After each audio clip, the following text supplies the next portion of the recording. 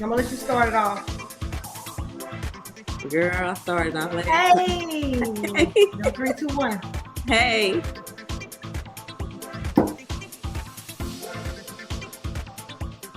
Hello. hello, everyone. Howard.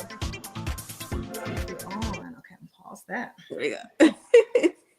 Hey, thank y'all for joining us tonight on our weekly live. We are so glad to have y'all here. So we're going to see a few more people get on, but tonight's topic, we are talking about switching roles. And in switching roles, we mean as a lot of times the kids may have to become caretakers of the parents. And then you never know when somebody may have to become a caretaker of you. So as y'all know, my name is Jessica. And I am Topeka. And we are best friends. We are from Panama City, the South, as many may know. So we decided to have a platform here just to discuss different topics, transparency, as well as give information about the different things that we do discuss. When it comes to topics like tonight's topics, we do research. We do research a lot of times on most of the things that we discuss. But again, we are a platform to bring you information. We do not disclose ourselves as being experts in any situation. But of course, if you do find our information helpful and it has helped you in any way, we are truly, truly, truly thankful and grateful for that. And we also like to thank each of y'all for tuning in and for encouraging us. And even when y'all see us, just telling us that we're doing a great job. So we really, really appreciate that in every way. Yes. So the feedback has been phenomenal, if I must say. And we are definitely looking forward to continuing to grow and continuing to just getting this thing right and getting the knowledge, information out there. And networking is definitely a great thing. Mm-hmm. All right, so we got one viewer that already left a comment, and we're going to be popping these up throughout the show. Eric Durant says, "Good evening. This topic is very important to discuss." And I agree, it definitely is important, and we thank you for the positive feedback. Yes, thank and you. Also, if any of you have any ideas, suggestions as to what we can talk about, discuss, present on our platform, please send it in to us, because we're going to keep growing. We're going to keep presenting, and we're coming from different arrays. And this platform is not just gender specific.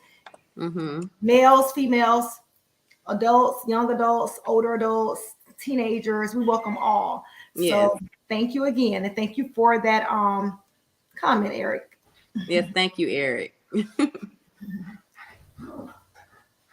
So again, we're talking about switching roles for those that may have joined us. A lot of times, as we know, our parents get older, or emergency situations arise with anyone at any given time where you may have to have a caretaker or become a caretaker. So in that, there are different things that a lot of times we don't discuss when it comes to discussing with our families or having things in order for if something happens where we have to have someone to make decisions in any type of discussion. So tonight we're talking about roles of the children that becomes caretakers of their parents. So I'm just going to give some information here, that statistics. And what a caregiver is a person who gives care to people who need help taking care of themselves.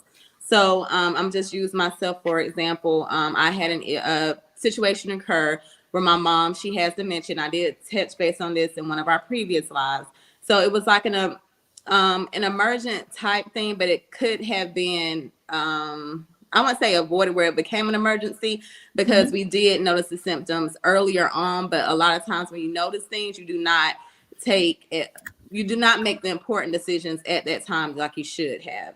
So according to the NCBI, at least 17.7 million individuals in the U.S. are family caregivers of someone aged 65 and older who needs help because of limitation in their physical, mental, or cognitive functioning. According to the U.S. News, nearly 1/4 of all American adults who care for an elderly parent also care for a child at the same time. This is known as the sandwich generation. That's correct. Researchers have found, compared to those who only have a parent to watch, members of this sandwich generation are more likely to struggle with money problems, emotional troubles, and exhaustion. So again, coming from experience, I was in the sandwich generation because I had kids, and then I was helping with my mom as well. So in that, I had a teenage daughter and a baby to care for, and then I had my mom to care for. So sometimes you don't realize that it takes like a domino effect when something happens. I would say not tragically, but again, it was an emergency type situation. It was an automatic change, a shift in roles at a, I would say like at a not, well, again, it's not an emergency, but it just happened all at once. Yeah, it happened all at once. So everything was like bam, bam, bam, bam. So I did stop working to help take care of my mom.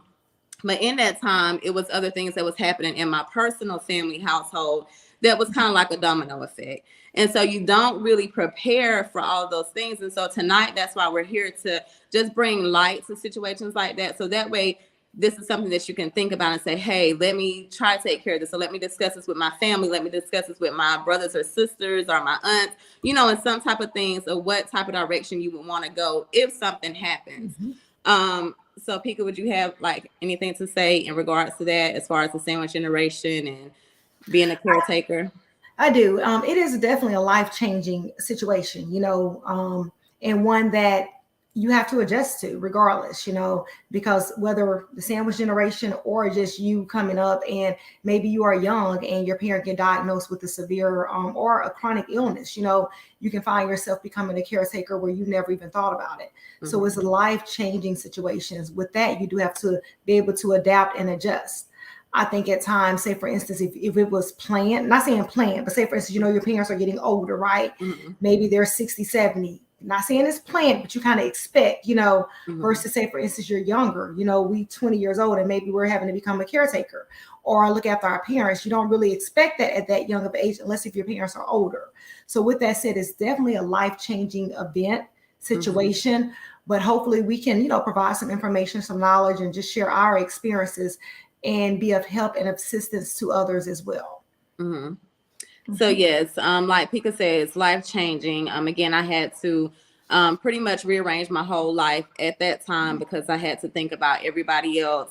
And then different emotions that you may go through that I did experience also with that is that you can experience feelings of sadness, denial because the parent requires more attention, an increasing amount of assistance, time because you don't know how long a situation that you're in may last. So you don't know how long the illness will last. You don't know how the progression will go. You just don't know. And it's like things that you're trying to figure out on a daily basis, and it can become overwhelming.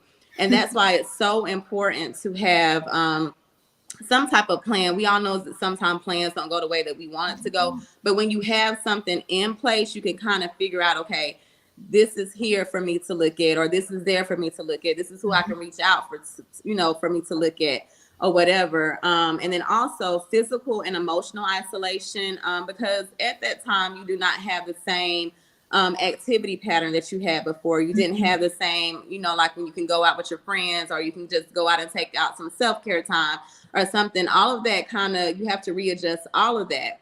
So you can become isolated because you're not getting out and doing the things that you used to do during that time. And it's still, my mom, of course, my mom still has dementia, but there's several groups out there that you can join. And Facebook, I know a lot of people, you know, with social media, but there are a lot of groups on Facebook. I mean, even when it comes down, if you want to find a group about a certain medication that you may have to be on for a long time, or any type of health issues you may have, there are groups on social media there are people just like you that are going through the same exact thing.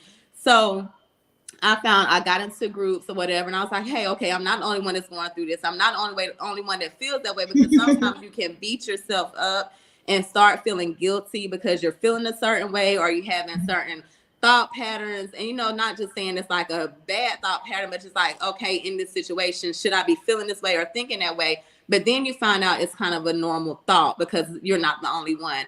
So in those groups, they have different things that they can offer as far as like advice, what they did in certain situations and things like that. Compassion, fatigue, resentment, guilt, self-denial, or self-punishment can lead to caregiver burnout and serious health conditions. So caregiver burnout is just like, you know, when you have a child and you know how sometimes like, girl, I need a break from this child, or I need to take a break. It's the same thing when you're a caretaker. You may say, hey, I need to take a break. I'm getting burned out. My physical condition is not the same, because you may have to end up lifting that parent. You may have to end up putting them in wheelchairs. You may have to end up changing them, just like different things. So physically, emotionally, mentally, it can really take a toll on you. So you have to learn to reach out to people if unable to deal with or speak with your loved one, because sometimes it may become difficult to speak with them because they're not understanding the process that they're going through with their health. They're thinking that they're okay, but really not. They're not okay. So when it comes to that, learning to reach out to people, learning your resources, and we're going to talk more into that later on in the program. But learning your resources, who to reach out to, and different things like that to help out. And that, what you just mentioned about the resources, is very important, because sometimes if you're going through it at that moment, you may not know where to reach out. You're just like, I need help, I'm drowning. And then there's, different sites, different websites, but a lot of people, sometimes they don't even think to resort to that. And they may start calling around. And if the people that you're calling around to are no help, you can get discouraged.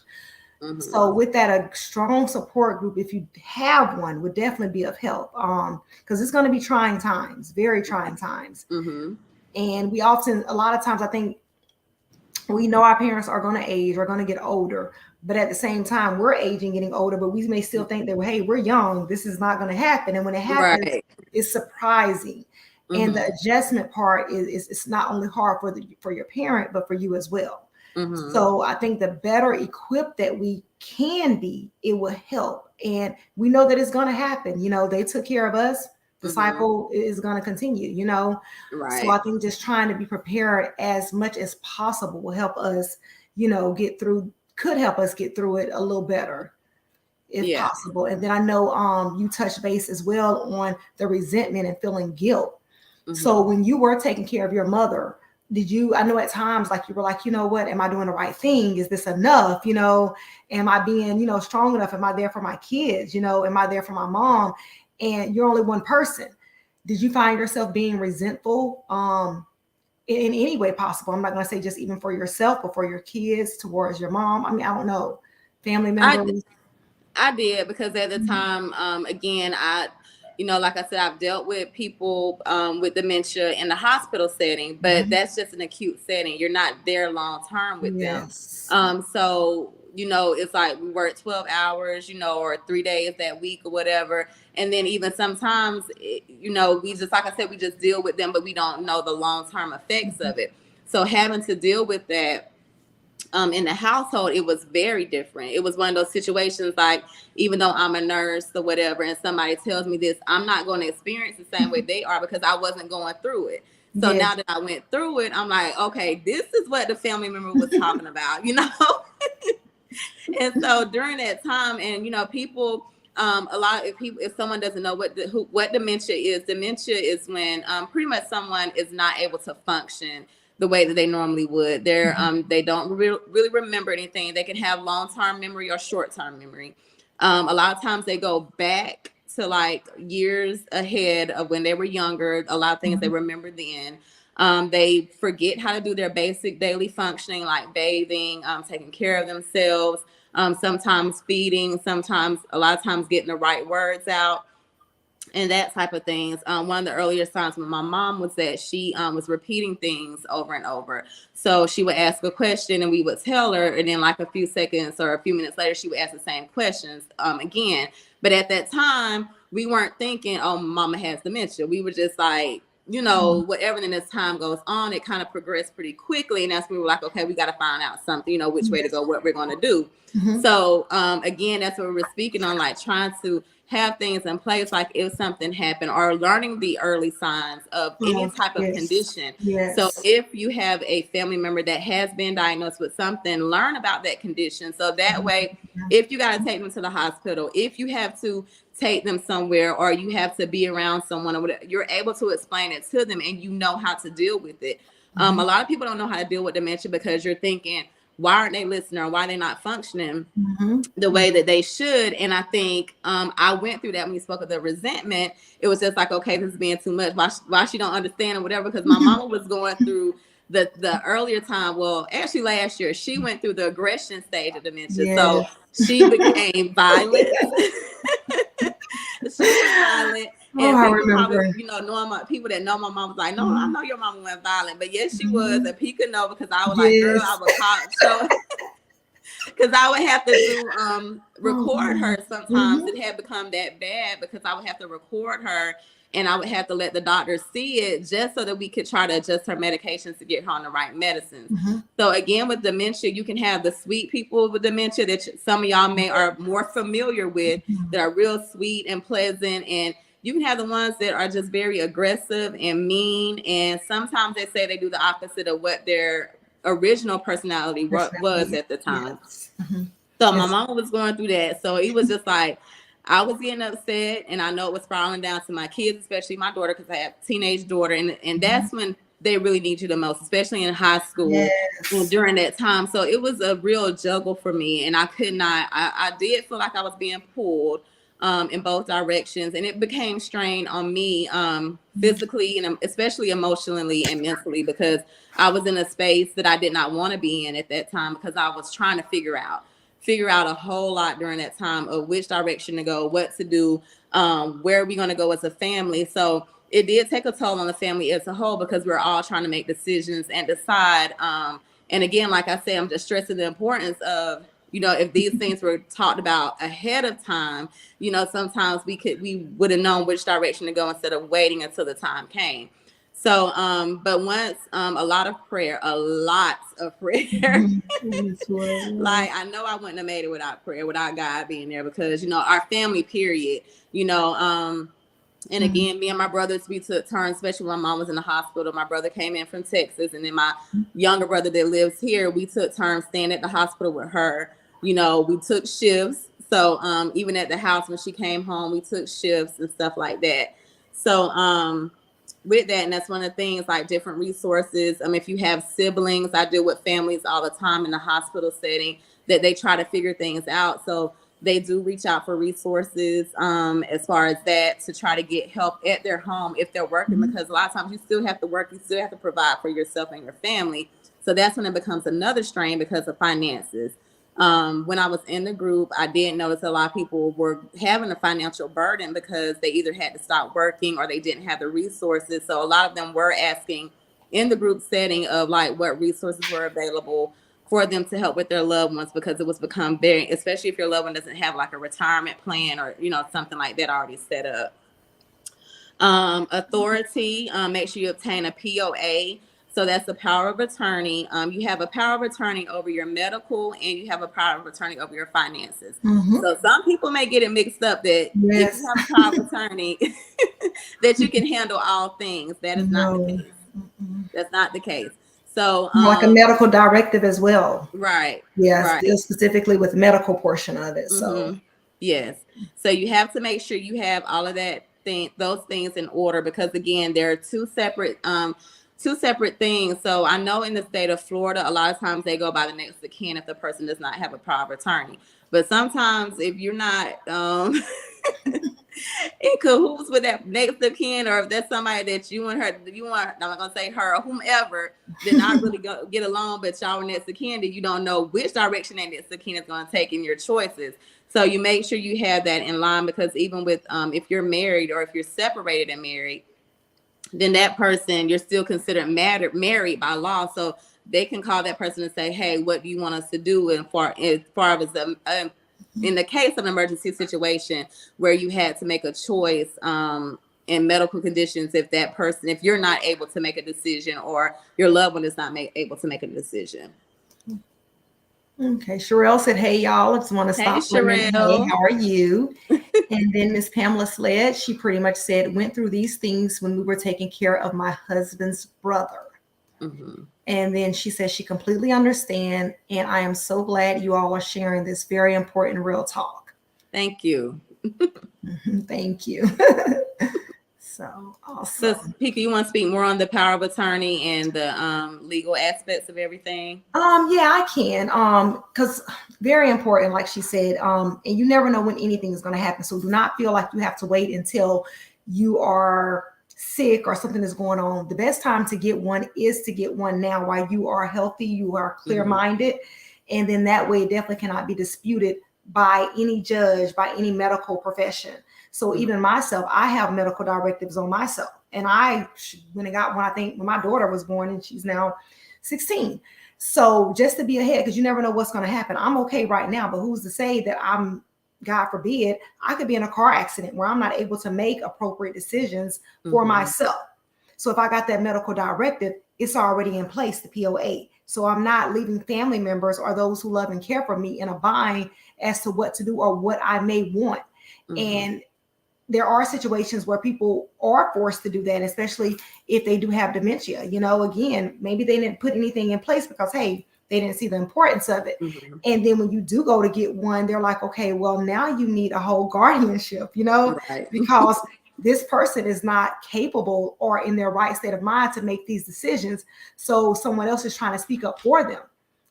And that gets very pricey, it gets time consuming. And again, a lot of stuff can be on hold because of that. So I would say to everyone, regardless of where you are, not just for your parents, but for yourself as well, go ahead while you are able to. And it's not expensive at all. And it doesn't take, I mean, you can do it within probably a few minutes, an hour or so. Just go ahead, fill it out. Go take it to a legal office, free legal aid or wherever, have them type it up, notarize it, bang, you got it. And it definitely has all your wishes, everything. And it will also bypass that of like the HIPAA, because if something happens, again, who do you want to be able to come in and get that information to speak on your behalf? So that's very important to have that in place. Speaking of that, and like Jessica said, the POAs, there are different types of POA.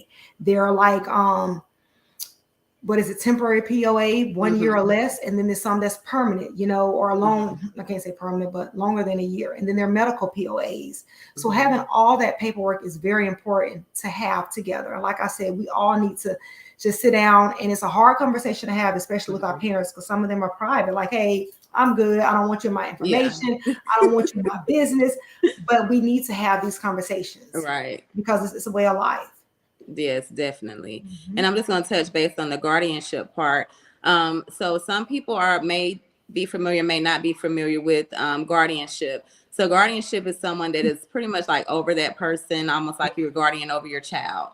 So you make, again, like she said, you make decisions. So some of you probably have heard, like, if the state becomes, you hear people become, as they say, a ward of the state, meaning that the state makes your decisions for you. So if it's any procedures or anything, they're calling whoever your guardian is with the state to make those decisions. And anything that you have left does not go to your family, that goes to the state. Yes. So they use all of anything that you have. So again, that's why it's very important to have those things in line of who you would want in place. And if you already got it in line, make sure you let someone know. So again, if something was to happen, they know where to find those things, the information of your wishes that you want at the time, again, of a situation that it may occur where you have to have someone make decisions for you or become your caretaker at any time.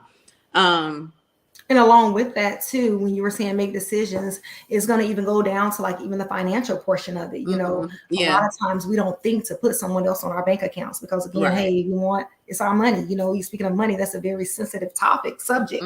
But everyone needs to have someone, even if it's just a beneficiary, but someone also on your bank account. So in the event that something happens to you, the state does not get your money. You know, or your family has to go through God knows what with the court system to try to get your money out. And by the time they do that, who's to say what's left from fighting legal battles, that if you just went ahead and took the time out to take care of that on the forefront, on the front end, you're good to go. And that's very simple to do. To add that to everything.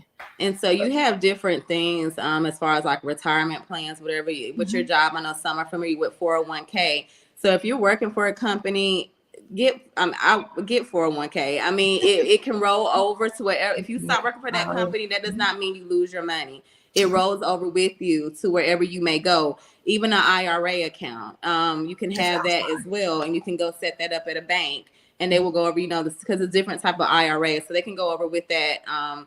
Whatever type you want to sign up for. So they'll give you, like, you know, the benefits of each or whatever else.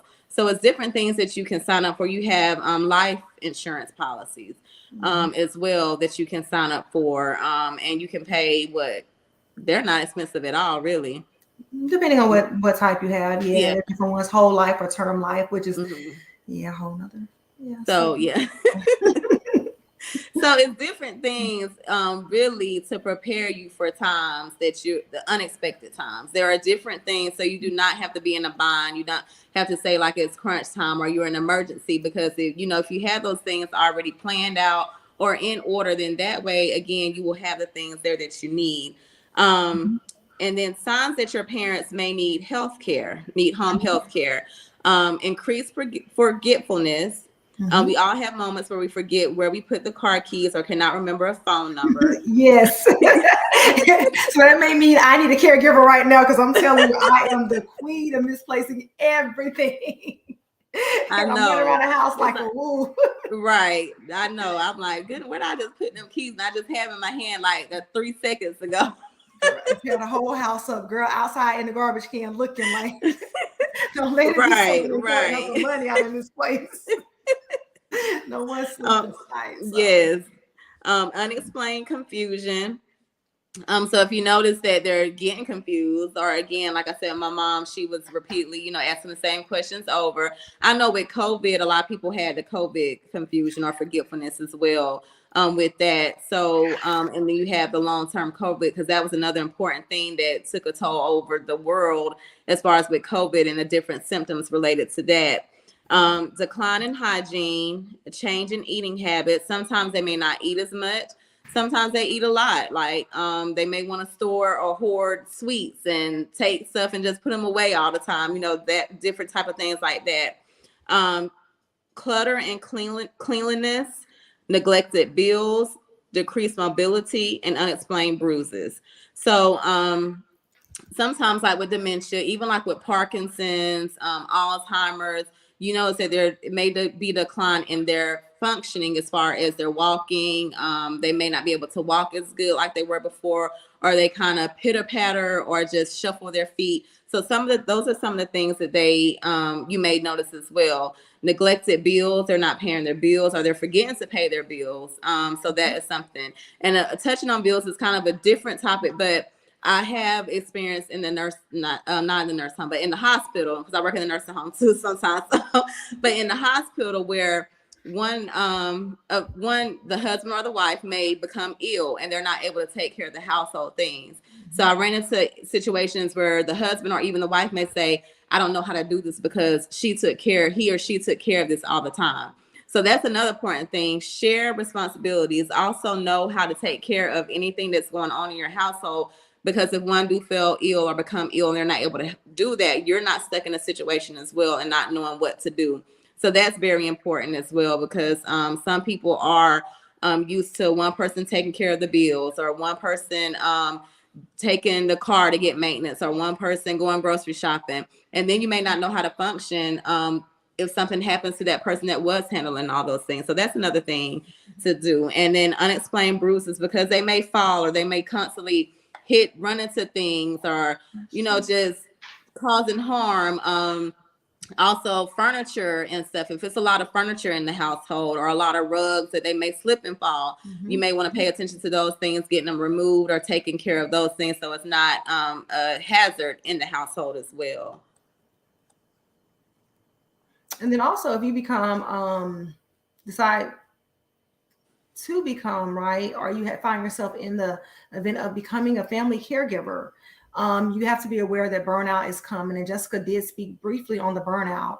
And do you think, Jessica, that when you were taking care of your mom, that you were at a point where you were that you had burned out?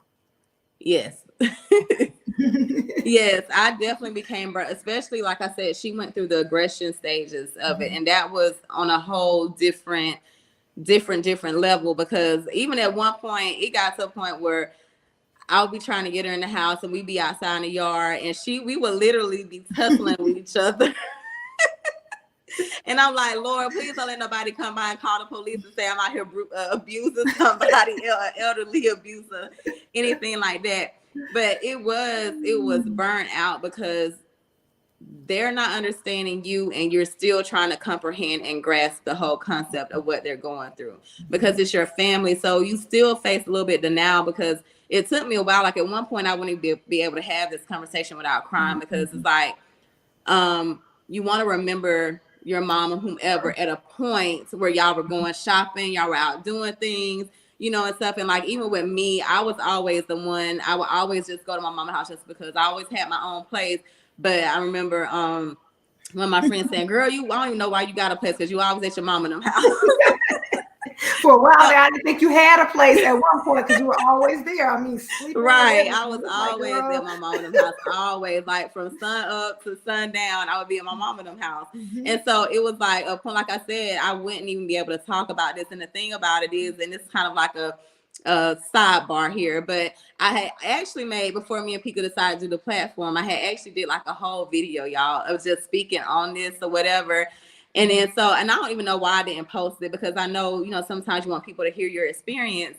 And then I listened to a morning message like the day, I don't even think I got to share this with Pika, and I listened to a morning message, and it was like, even though you feel like you need to share your story, it's not time. It's not time. So because God isn't finished with what he has for you. So in that, and then, you know, me and Pika talk about the platform, because people always say, y'all are doing good, it's gonna go far, you know, whatever. And that's why I think that this now is the time for me to talk on this. Now I'm able to talk on this, because then when I record that video, I knew I wouldn't be able to talk about it then. No. So it was just like, I still have it in my phone from when I did record it. And that's time and growth, because I mean, going through it, you're like, oh my God, I don't know how I'm gonna make it, what's going on, you know, you're trying to figure stuff out, you know, am I doing this right? Am I, you know, making the right decisions, you know, all of that. But now, you know, taking a little time away, and then again, seeing, you know, how your mother's doing, she's doing great, you know, a whole lot better and stuff.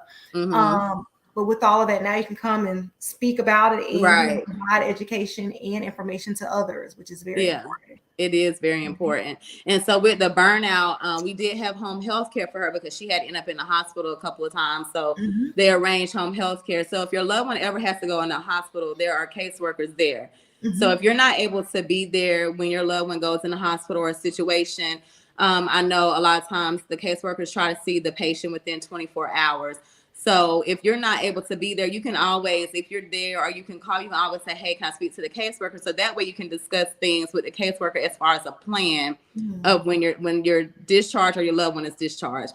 Because sometimes people come to the hospital and we have a loved one say, hey, I'm not gonna be able to take care of her or him or her at home.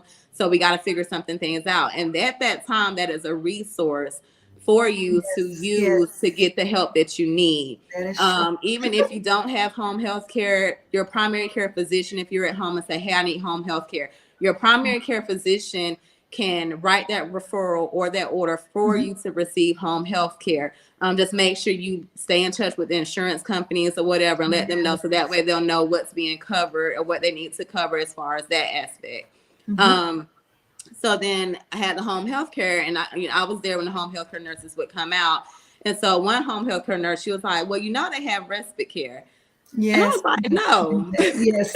What is that? What is respite care? Respite care is where if you need a break, if you just need a break, a mental break, it's like an adult daycare pretty much. Yes. So Council on Aging here in Panama City has a respite care facility. You do have to go and fill out paperwork and all that stuff before, you know, taking them.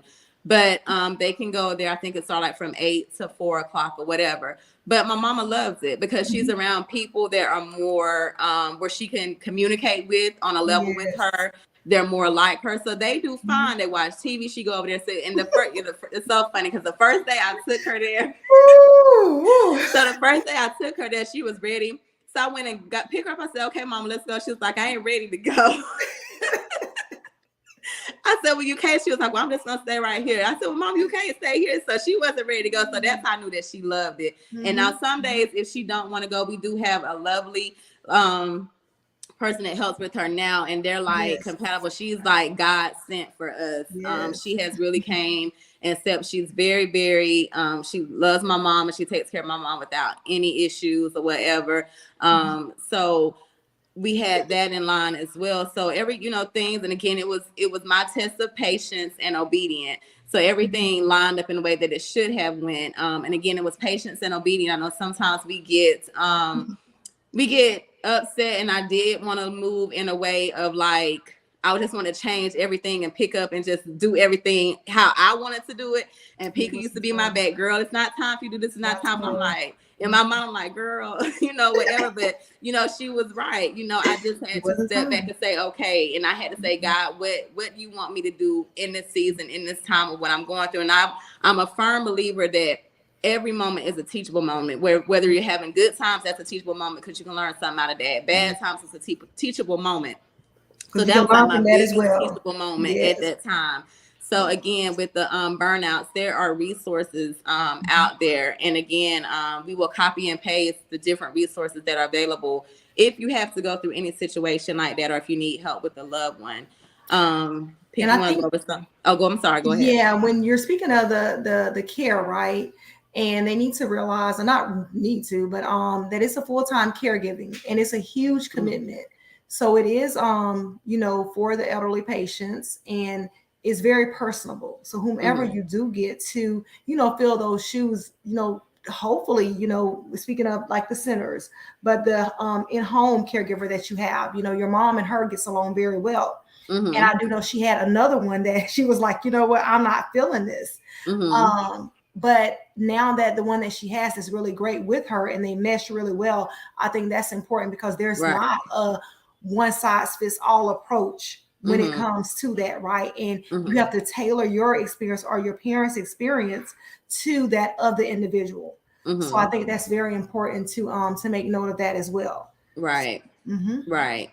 And with the respite care, it's not just counsel on aging. You do have some nursing homes that offer it as well. Like if you need to, if you're going out of town for a weekend and you need to take them for a weekend just while you're out of town, they offer that as well as like 1 to 2 weeks. And even if you're thinking about, and another thing I want to speak on is that don't ever feel guilty for making a decision that you need to make for yourself, for your sanity, for your loved one. Because if you're burned out, you're not providing the proper care to your loved one as well. So you always want to make sure that you're in a healthy state of mind so that you can take care of them to the best that you can, best the way that you can. So I know some people are, they was like, hey, I can't stop working. I can't. So their parents may have, again, set up where they want to go to a long-term facility or an assisted living facility.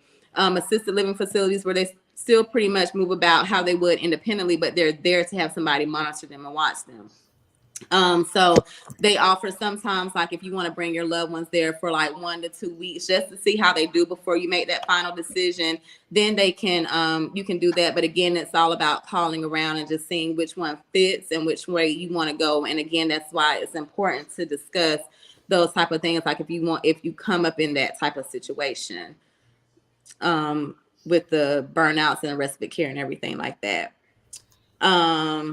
If you move your parents in your home, is your house a big adjustment, but it's doable. Yes. Is your house safe for your parents? Do you have the time and capacity to provide for them? And that's another thing that I spoke on. Like if you have the time, or like I said, you still may have to work. You can't afford to really take off and take full-time responsibility. Are your parents comfortable moving with you? Because we know that as they get older, they are content with wherever they are and they don't want to leave their home.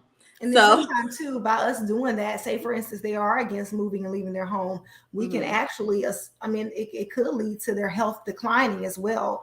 So I think that's important too. I do know where there are situations where they don't have a choice. You have to leave your home due to whatever it is, but just take that into consideration as well with trying to find out what kind of care is needed or would be beneficial for your parents or whomever you're taking care of. Right.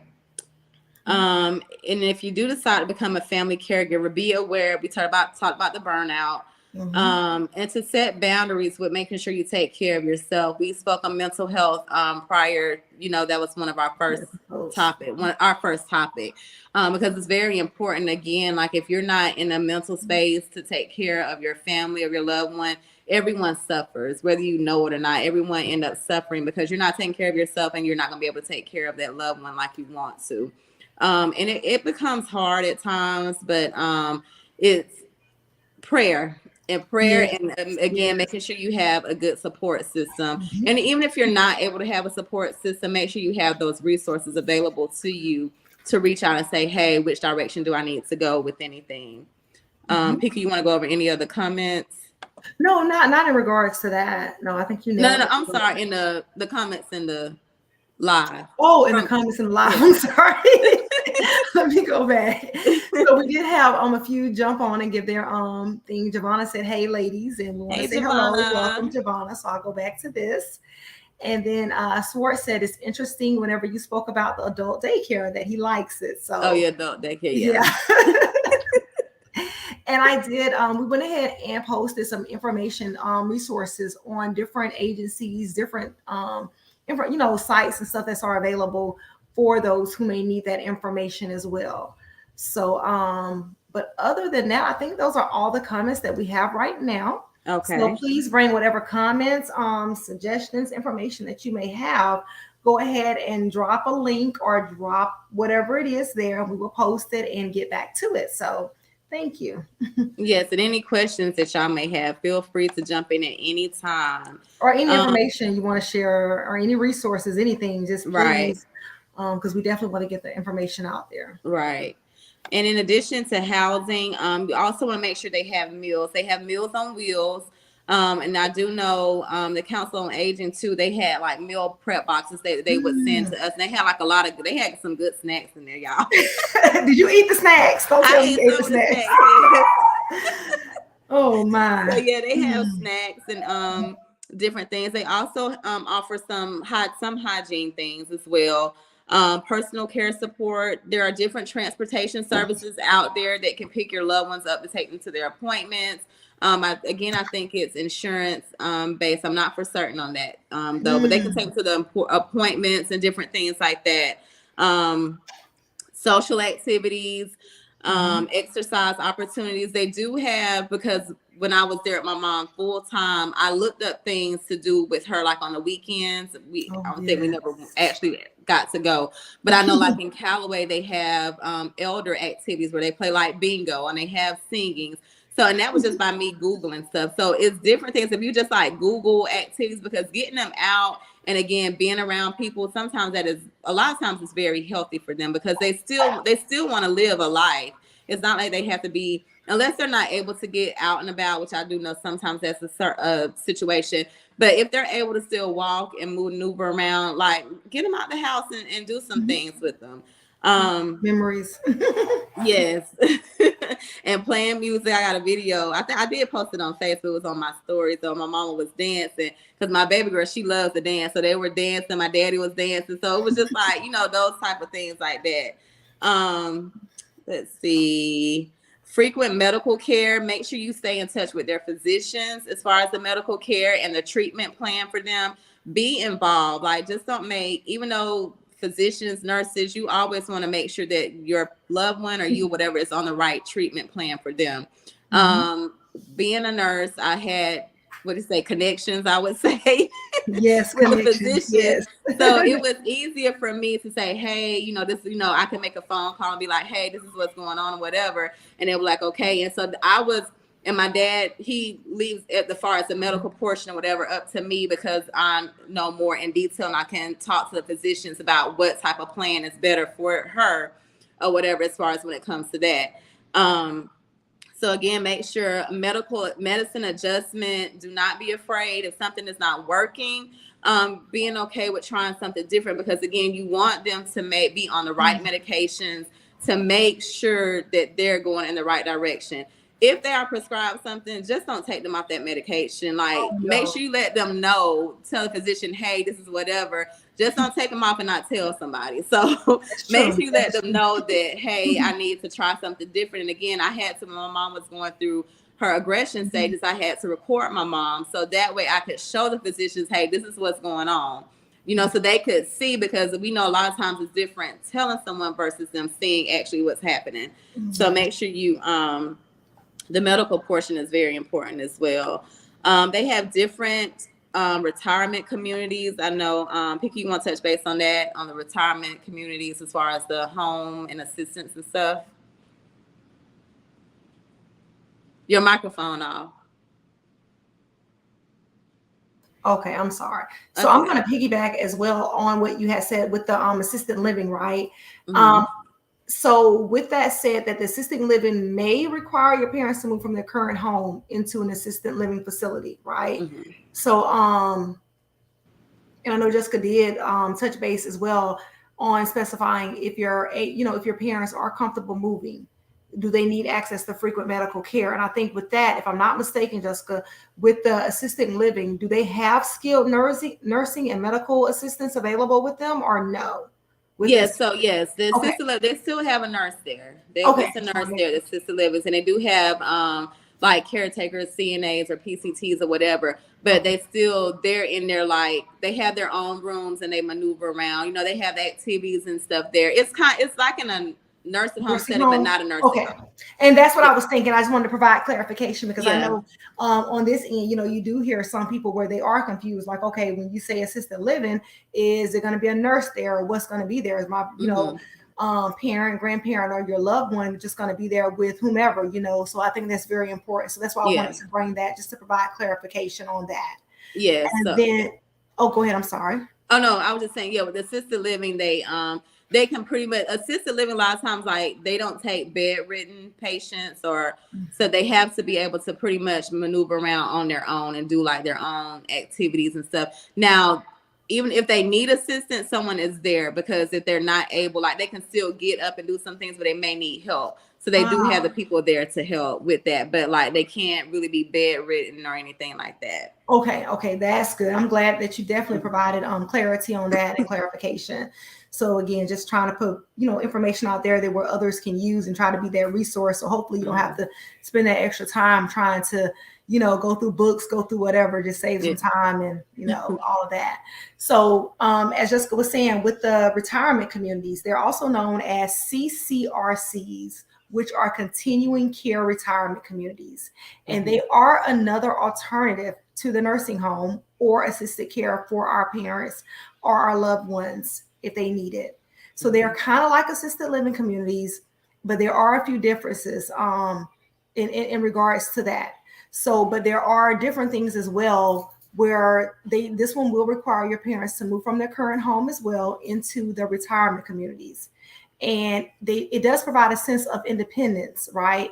And hopefully they'll get there, they'll like it, and they won't have to move again. So it'll be just a community full of similar people of their age and stuff, and they stay there. They do have maybe a nice garden. Some of them may even have their own kitchen. They may be set up like apartments, tiny homes, but it's just a community with them.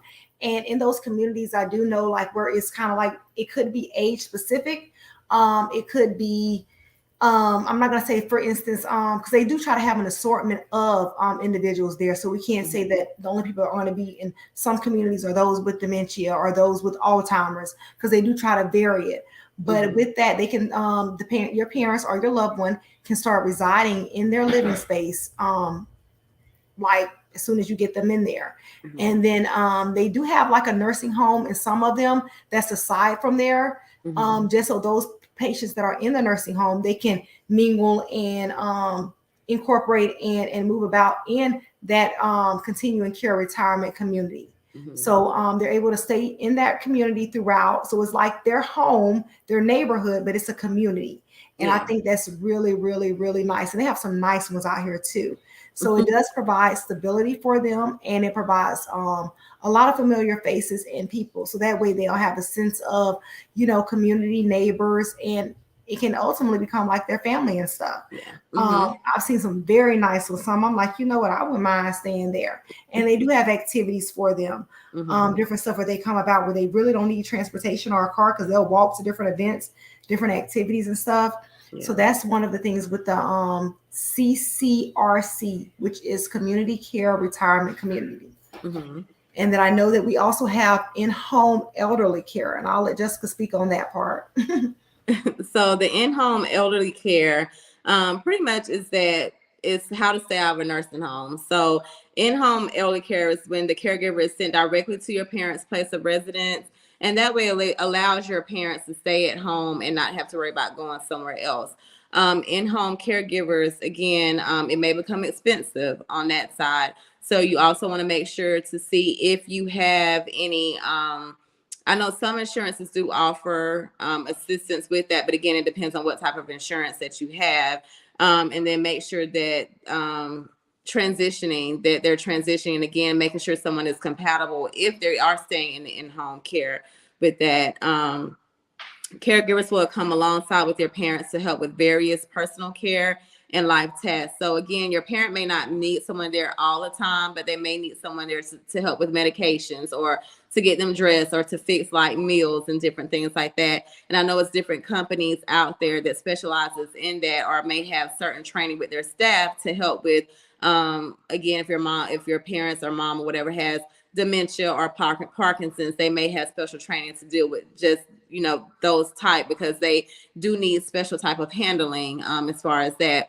And again, in facilities too, I know some people may have where their mother and their father needs to be taken care of or need help. So if you want to place them in a facility, they can have shared rooms where they can still be together at a facility, so they're not apart. And sometimes that may be better for them if they know, hey, my wife's going over there, or my husband going over there, I'm okay with going with them or going to that place. As long as that they're there together, they're okay.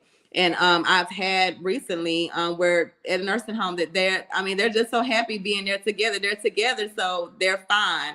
So it's just a lot of things, a lot of different options and resources, but you just have to know to look, because I think sometimes when things are happening and going on, you just don't think to reach out or to look or to ask, and you just try to figure it out on your own when it is help out there.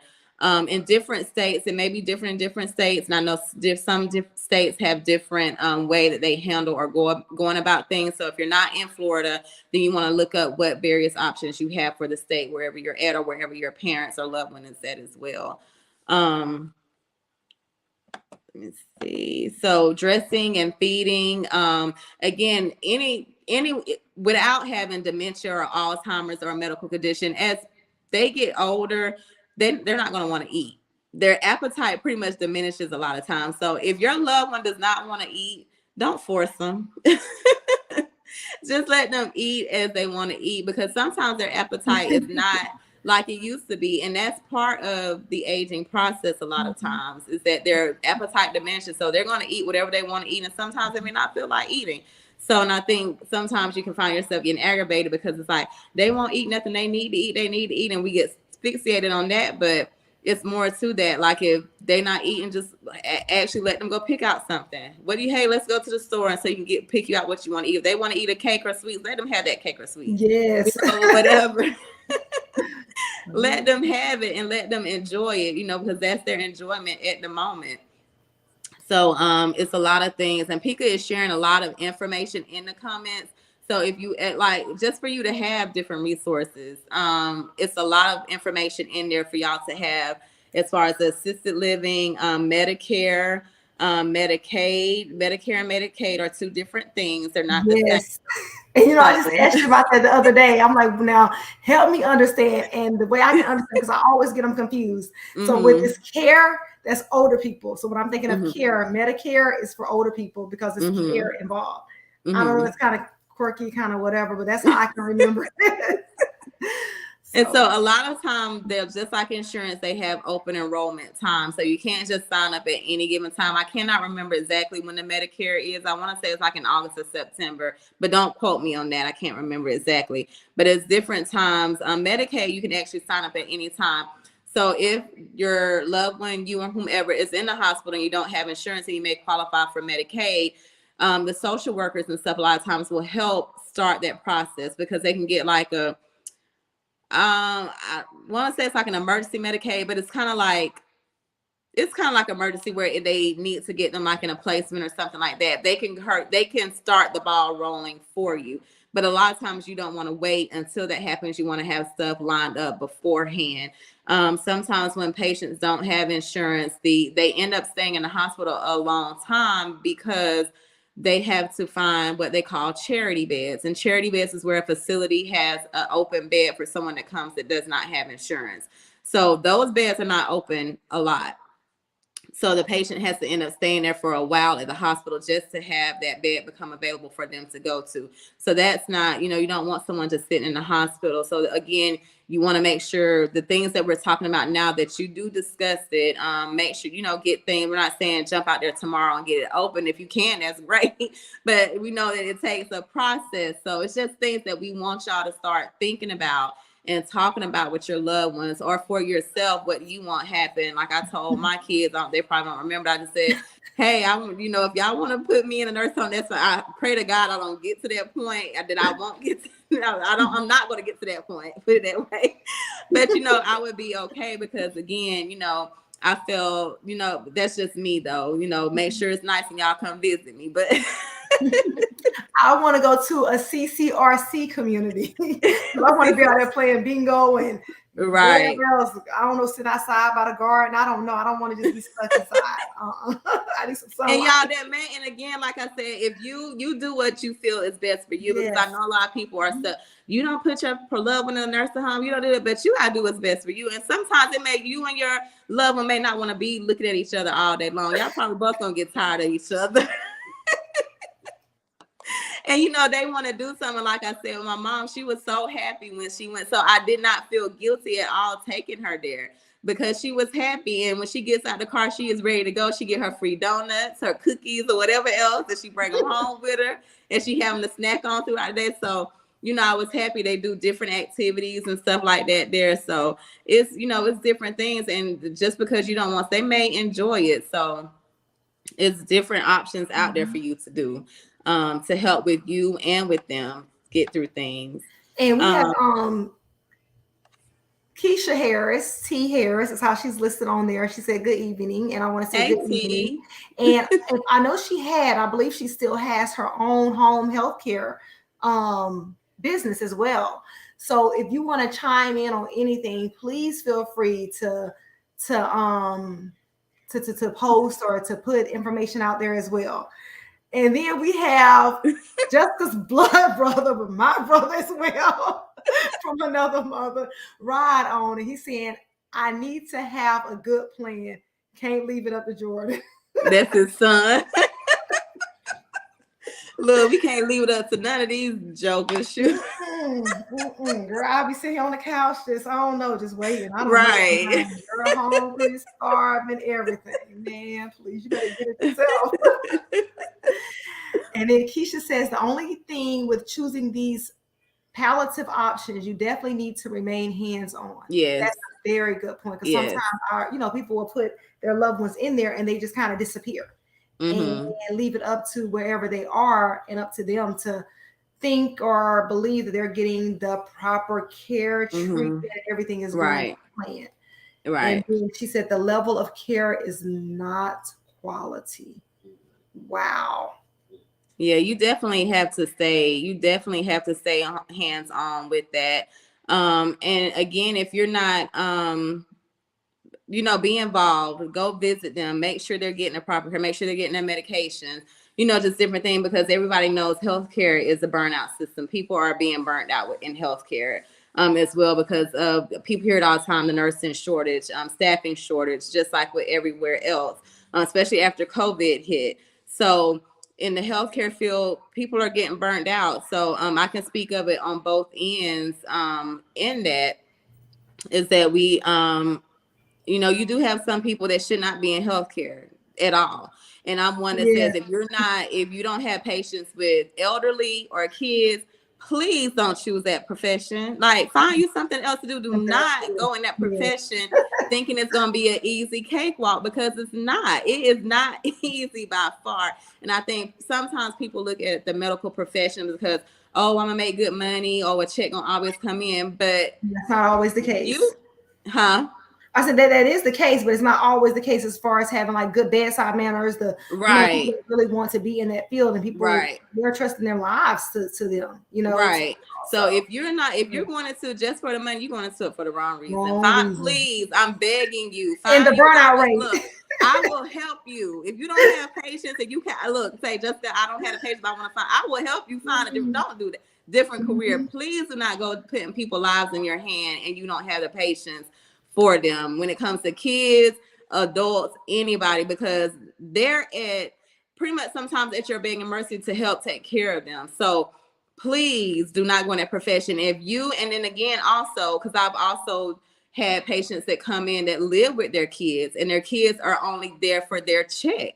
So if you're not able to take care of your loved ones, please don't take them into your custody, because sometimes they get treated worse than they were like if they were in a facility. And it's a sad case, because if you're not able to take care, and I've had, children, loved ones or whatever come and say, hey, I can't do this at home. And some people can't look at wounds. Some people don't feel comfortable wiping their mother or their father. Some people just don't feel comfortable because that's not something that they're built or set up to do. So you, again, make sure your loved one gets the proper treatment, no matter which way you choose to go, but just make sure, they get the proper treatment. And we didn't talk about that. So there is a way that you can get paid being a caretaker if you are like the sole caretaker of your family member.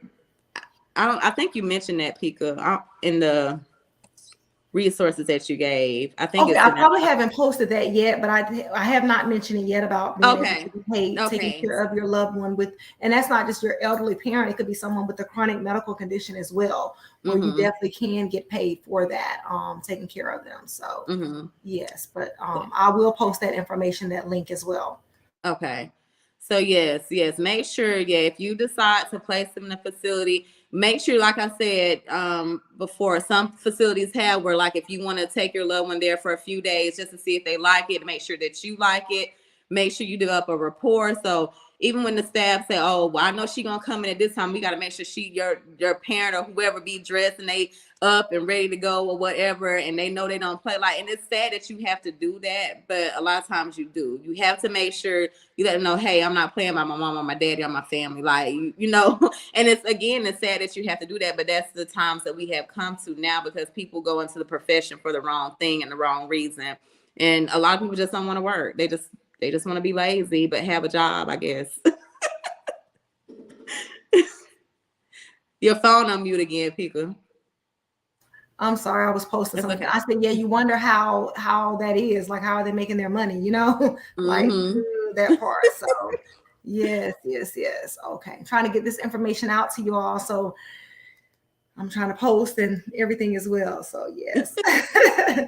Yeah. So like I said, she has listed a lot of different resources, blogs and websites that you can go on, government resources, as far as insurance. Again, we talked about it earlier on when we spoke about the legal aspects of everything. Make sure you have things in line, as far as at the different POAs, your living wills, advanced directives, those type of things. Just make sure you have those things in line, or work on getting those things in line. Talking with your family, having those discussions. A lot of times we don't want to talk about because we don't want to face that it may potentially happen. We pray that it don't happen, but again, with life, and sometimes things happen unexpectedly. So you always want to have some type of route to go, because you want to make sure that you and your family are on the same page. You don't want to be fighting, whatever, in emergency situations. Again, I've seen where people are in the nursing home, but the families or the siblings don't want to come to an agreement. So,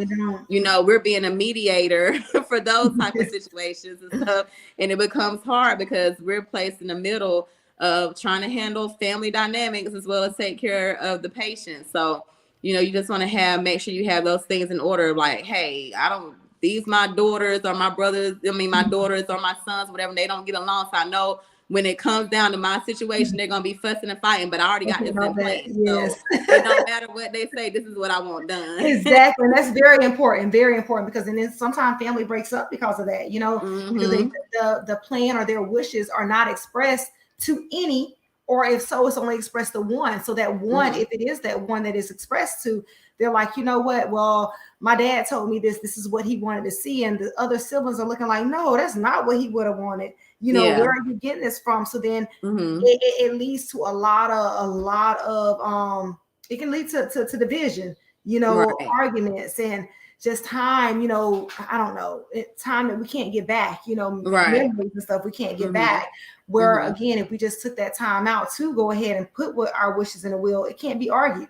Like I specifically stated what I wanted, at my funeral or, for my medical care. So you can't argue with what I put down on paper, and then if you don't feel safe giving it to a family member, go ahead and take it to your lawyer's office or take it somewhere where in the event that something happens, it can be retrieved and it's not even, been altered or tampered with. Even if it's at a safe box, and you leave the key at my, whatever, then go now and retrieve these documents. And I have seen some where they have recorded a video. And it's them, they're recording a video. It might be kind of creepy later watching, but it's a video of them expressing their wishes. Boom, it's out there. So again, if I wanted roses and birds to fly everywhere, doves to fly, and my daughter's like, no, my mama wouldn't have wanted that because she don't even like doves. My son like, right. She told me this. Maybe I wasn't in the place to tell my daughter at that time, maybe it was me and my son having a moment. But again, if it's written, again, pen on paper, typed up, whatever it is, signed, sealed, you can't argue with that. And it's definitely, your wishes are going to be carried out. And to the extent that you want it carried out. I've even seen some where they have written their own obituary. Some people say it's creepy, but hey, I know a song I want, so I know if I want to be cremated or buried, that type of stuff. And that also relieve your family members of trying to go through, especially while they're grieving, having to deal with that process of finalizing all that. It's already written, already in place. So that way, all they have to do is, hey, maybe some final things, but everything is already, to the most part, taken care of.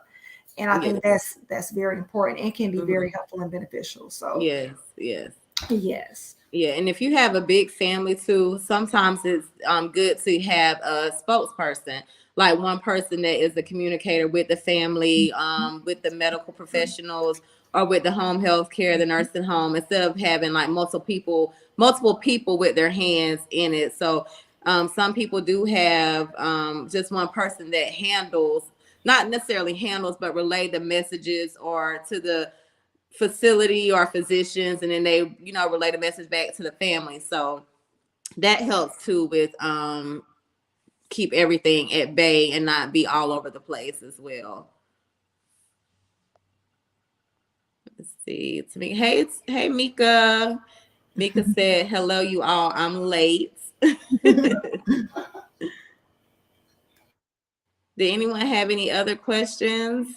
I think we touched base on everything that we have down or thought of and all of that stuff. So like I said, Pika has placed different information in the comments. And Nika says that she agreed that is a good idea. And with that, I believe she's speaking of trying to get all of your parents or your loved one affairs in order.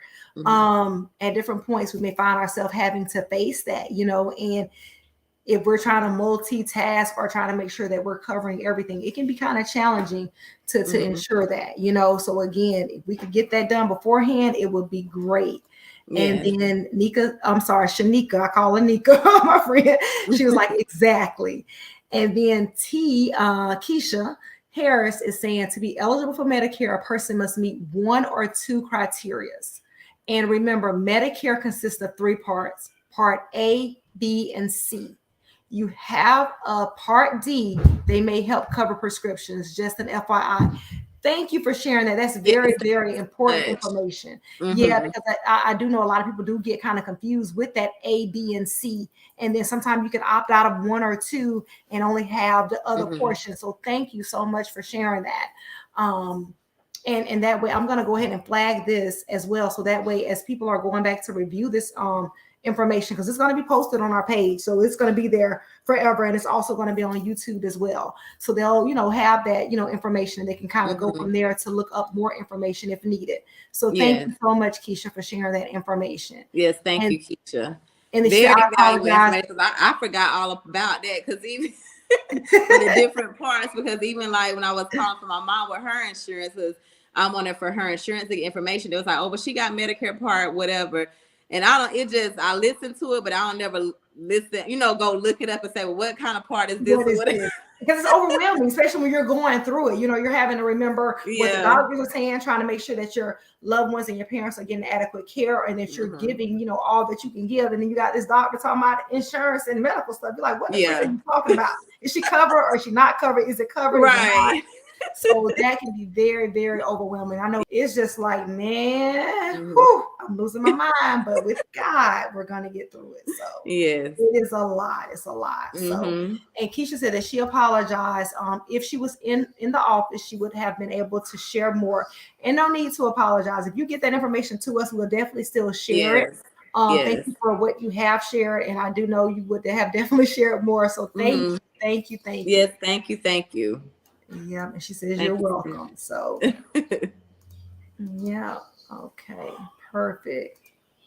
All right. So I don't know. Are there any questions? I think I shared everything that I have or that we have, and it has been great speaking to you all tonight. Again, this is one of those subjects where we can go more in detail. I mean, it's very broad, so we can even branch out from this, but we just wanted to give, a little bit of synopsis of, just a brief part of this. And who knows, it might be a part 2, part 3, part 4. You know how we like doing it. Yes. So if there's a demand, a need there, or if we just, hey, put it out there, it'll just be, it'll be great, and we'll definitely keep you all posted. But and Keisha, she came back and she said that Part A covers inpatient hospital.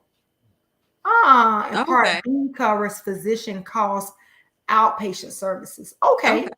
That's good to know. So I'm learning too.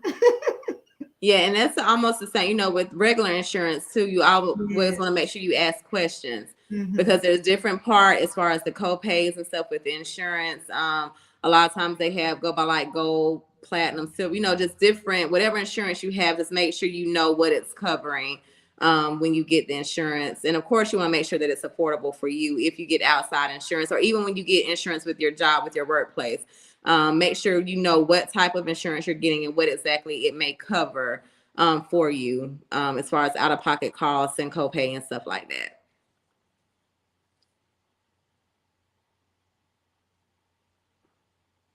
Your phone, you on mute again? You on mute again? Yeah, I'm typing at the same time. Oh, okay. Me and my multitasking, I'm telling you, man, I'm working on that.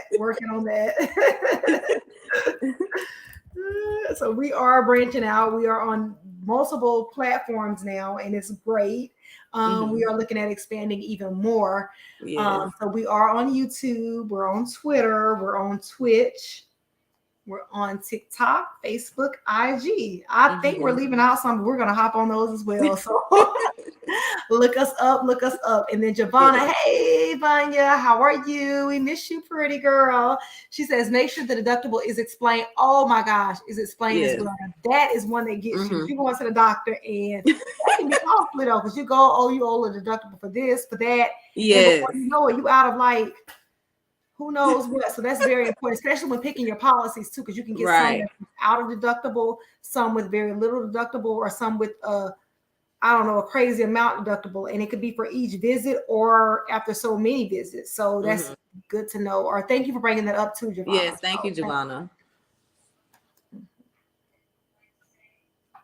All right, you guys. So we have come to the end of our live tonight, and y'all know next week, because last week people are just all over with the business. They just love the business topic, and it's just so much information to give in business. It's a lot of information to actually give in a lot of the topics that we have discussed, because we can go in so many different ways.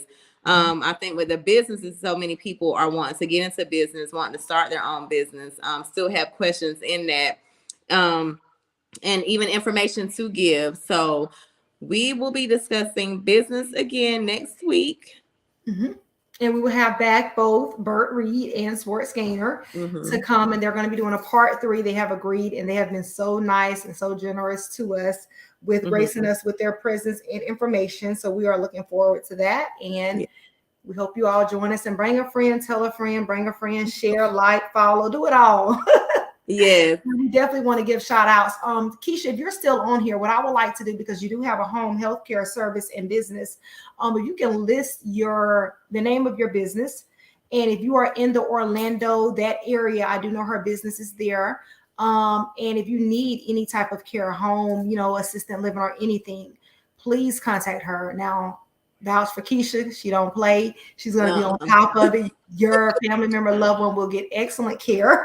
And will be, taken care of very well. So if she's still on there, if she could drop her information, and we'll definitely like to get that out to others as well. Or if you know of anyone else that may have a healthcare home, healthcare business service, or anything of source, or some or one that you recommend, please put it in our comments and stuff. Yes. We would love to share it. Yes. Because we definitely want to use our platform. We are using our platform to give out information that also helps us as well as we discuss the things, because some stuff we learn while we're on here just by receiving information from you all as well as the guests that we have on here. So it's very informative for us as well. Oh, Mika said, oh, I'm sorry, go ahead, Mika. T said, okay, I will. So B, thank you. So yeah, as soon as she send that out, we'll definitely get it out to y'all, the information on that and how to get a hold of her. And then Tamika said, thank you all for what you both are doing. You're doing great. Thank you, Mika. Thank you, Mika. And we're gonna have her on one day. Yes. We gotta find a real good topic to have her on and be a guest on here. We'll let her just take over. We will. I'm telling the girl, I'm gonna sit back that night. I'm gonna have my popcorn. I might have me a glass of wine. I'm just gonna sit right. I'm coming with it. And then T said, that would be great business topic. You guys enjoy your evening. You as well, T. You enjoy as well. Thank you. Keisha, I'm talking about T. That's what she's listed as. But Keisha, be sure to send us your business information. Thank you. And then Mika said, SMH, really shaking my head, girl. We got you. And that will be a late night show. Yes, a late night show. A parental advisory. Girls, yes, big. And then Rod is saying, great info. You two stay prayed up always. Thank you, bro. And then my cousin Misha, she's on. She said, I'm sorry I'm late. Hey, ladies, is there a list available of necessary things? You mean as far as being a caregiver and stuff that you would need, as far as what you would need to have like a power of attorney and legal aspects? If so, Pika has placed a lot of resources and stuff in the comments as far as that, like as far as the legal things that you may need, different facilities. Okay, so all the legal documents. Just trying to get a question in fast, but yes, all the legal documents. Okay. Let me go and get a link for that and get some information for that.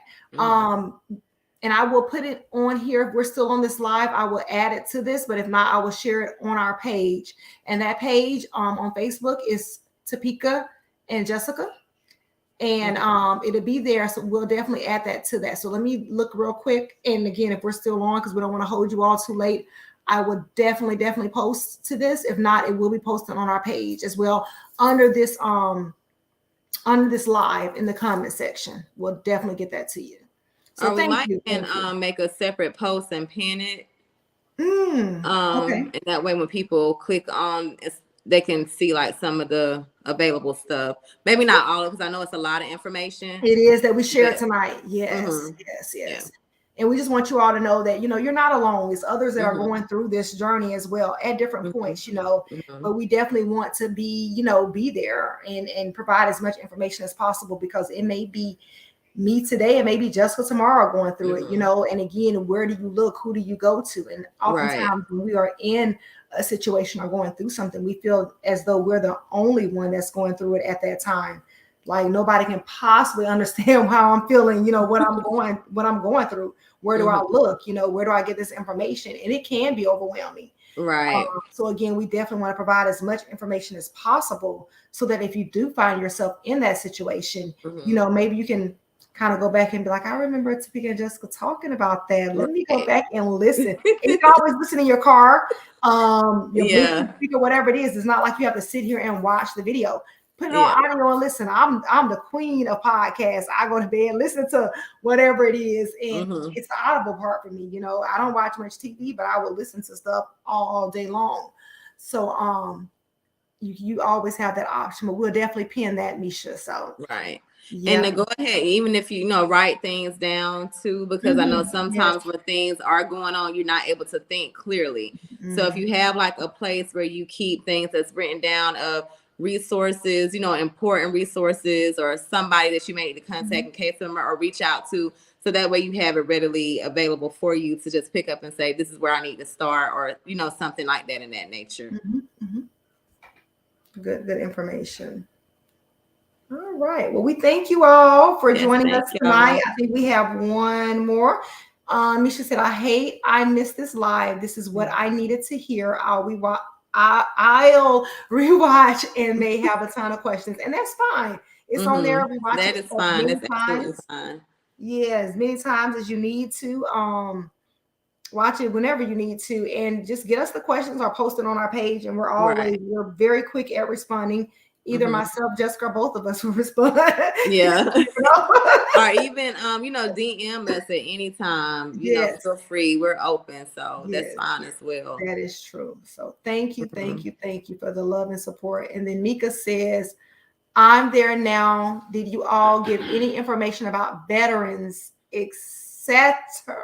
Now, Mika, the veterans is a whole different topic.